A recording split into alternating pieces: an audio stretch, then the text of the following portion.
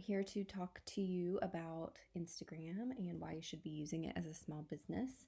Um, Obviously, it's very important to be on social media in general, just for exposure, clicks through to your website, your Etsy, get that branding out there in another format. Also, 1 billion people use Instagram every month. So that's a lot of people and potential reach for your business. Obviously, not every one of those 1 billion people are going to want to buy your bows, but still the market is there, and that's a lot of people that you can reach. 500 million people are using Instagram stories every single day.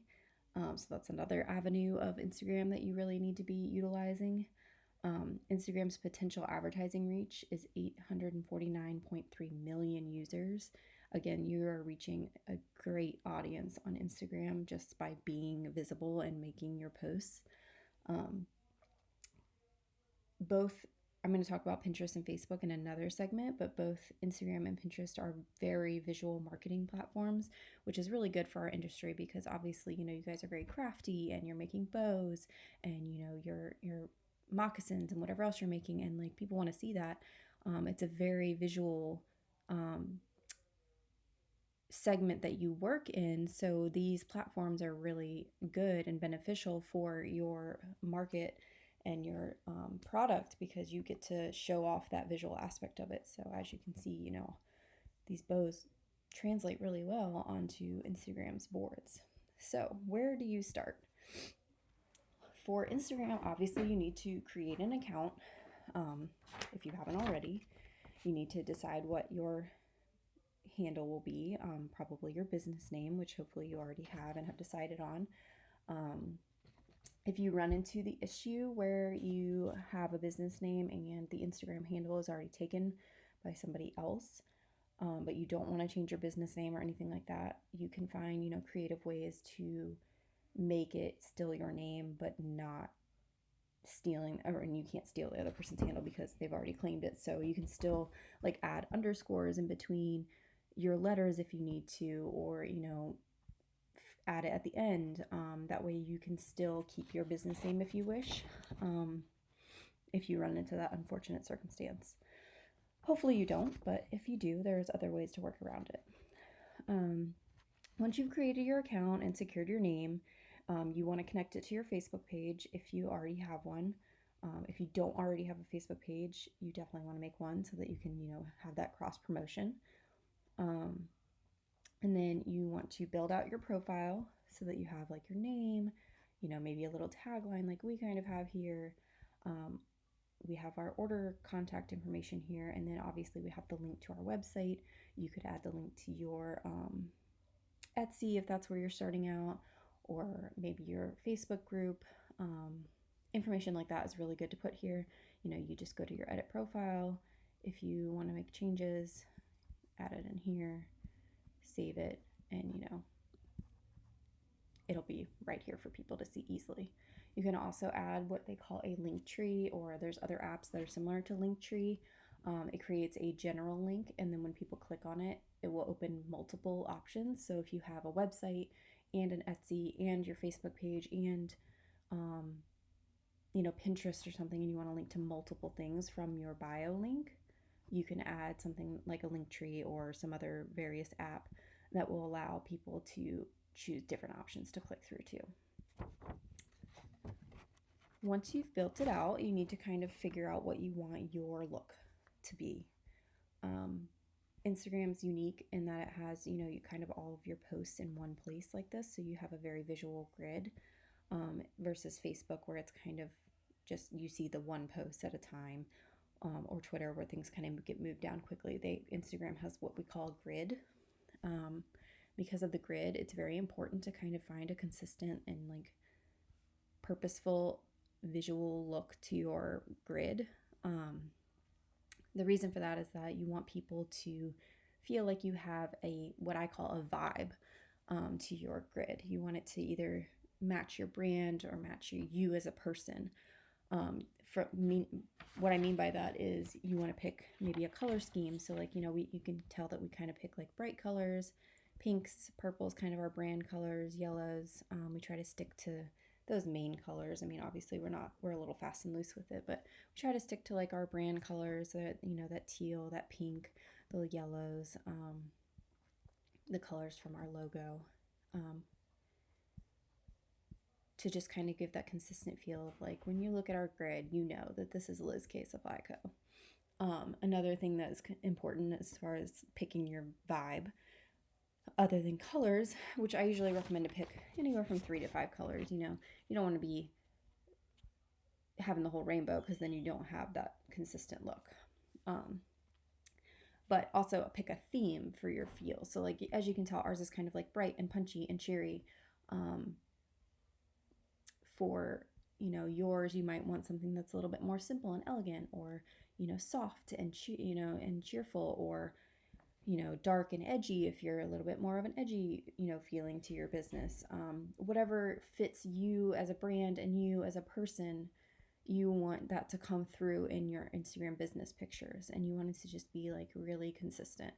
So we've kind of gone for that bright and cheery look. We feel like that really fits our business and Kelly's personality, and I feel like it translates really well for Liz K Supply Co. You might like some more softer colors like blushes and neutrals, or you might like I said, that dark and edgy, maybe like blacks and moodier colors and filters. But that's up to you, and that's the beauty of it, is you get to pick what you want it to feel like. Also, filters. We don't filter our photos in the sense that we want you to be able to kind of get a good feel for what the colors and everything really look like. But we do try to adjust the color to make sure that there's no like washout or anything like that. And we want the colors to really come through to their true form. So we kind of go for like a brighter look and filter. If you do, with Instagram, it's okay to use a filter, because I feel like your website photos, your Etsy photos, those are the ones that are really need to like represent your product well. And Instagram's a little bit more of a fun platform. So if you want to filter, to add to that vibe that you're trying to create, that's okay. But just make sure it's consistent. So like we try to filter in like a very similar way when we do, so that it's, bright, clear, it's very consistent and similar throughout the posts. So yeah, if you want to pick a filter for your post, just make sure you're using the same one and that it comes out the same way, so that you have kind of that cohesive look across the board. After that, you have to decide what you're going to post. I want to say that not everything has to be posted to your Instagram. You might make 100 bows a day. You don't need to post every bow to your Instagram. You want to highlight reel is, I guess, the best way to kind of say it. Highlight your stars, the ones that stay with your theme. Be selective. Not everything needs to go on here. Make sure it still fits that board theme that you just decided. Don't post something red if your color scheme is more on the, like blues and pinks or something. Not saying you can never post anything red, but you get my drift. Not every, you can wait for that perfect, shot that fills out your board nicely. Post with purpose. You don't want to just post for the sake of posting. Another thing is the consistency of your layout is important.